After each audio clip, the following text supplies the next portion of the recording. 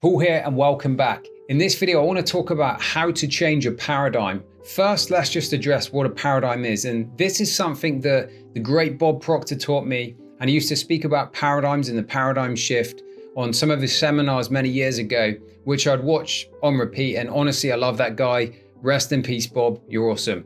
Anyway, so with paradigms is really a multitude of habits. And so we're all familiar with habits and how we may have bad habits and we may have good habits. And generally habits dictate what we do. And sometimes in life you might say, I know I should change this, but I'm not doing it. Why am I not doing it? And it's because we operate on programs.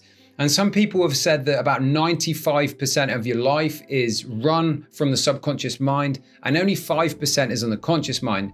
So if you think about your day-to-day life, when you go to bed at night, you wake up in the morning, you've probably got some kind of routine that you don't really think about because, well, you've done it so many times that it's just habitual now. This could be brushing your teeth, taking a shower, having a glass of water, having your breakfast, whatever your morning routine looks like. And then there's other things you do in your life. Maybe after a meal, you've got into the habit of, you have that feeling where, I kind of want something sweet now. I know this is something growing up in England. And as a kid, I used to have dessert a lot when I was growing up and I have a sweet tooth. And so that became a bit of a habit and I had to recognize that pattern to overcome it. So really habits are the specific things we do. And then the paradigms are the deeply rooted, they're like multitude of habits. You could say, that's where our bigger belief systems are formed, our values, and they really drive our behaviors. And so if you want to change your life, it's really about changing the paradigm. And there are different ways to do it. But one of the most effective ways that I found to change a paradigm is through, I'm an audio guy, I like listening to audiobooks. And one time I actually took a conversation I had with Bob Proctor and I turned it into like a personal motivation. And I used to listen to that every single day.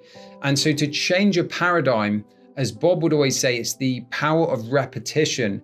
Because if you think about your paradigms have been formed from a young age, from maybe your parents, from teachers, or people that have told you certain things in your life that you can't do this or you can't have that, over time they've been embedded and they've really created this program in your perception of the world and how you see things. And that's how you show up. So sometimes you might just say, I want to change this, but it's not as easy as that. And you find yourself slipping back into those old patterns.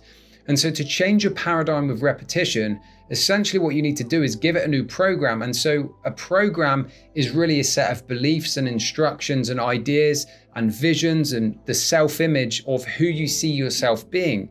One of the ways you can do this is through really sitting down, spending the time to think about the life you want, the person you want to become, what kind of habits and tendencies do you have, and tapping into that through a visualization and getting into the repetition of it and really thinking about what would it feel like to be this person. Think about the specific actions you need to take day to day.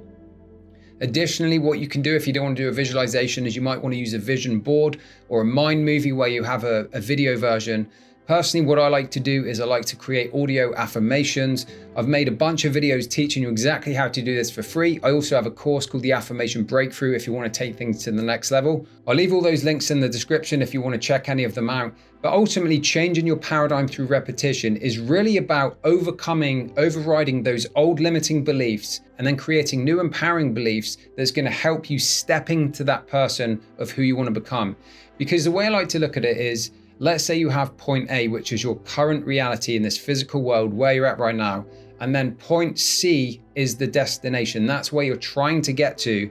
And then this bit in the middle of B, this is the obstacles that are in the way, the challenges. And these include things like limiting beliefs. Obviously, there's certain physical aspects of life that might get in the way, but most of it is internal. It's going to be in the limitations and the fears within our own mind, and we self-sabotage. So when we try to get outside of our comfort zone, we step forwards and then something happens and it keeps us stuck. We have this fear, all of these ideas come up in our mind of why we shouldn't do this or why we're going to fail or what's going to happen if we fail or what this is going to mean and all of this mental ideas to keep us true to the paradigm that we already have.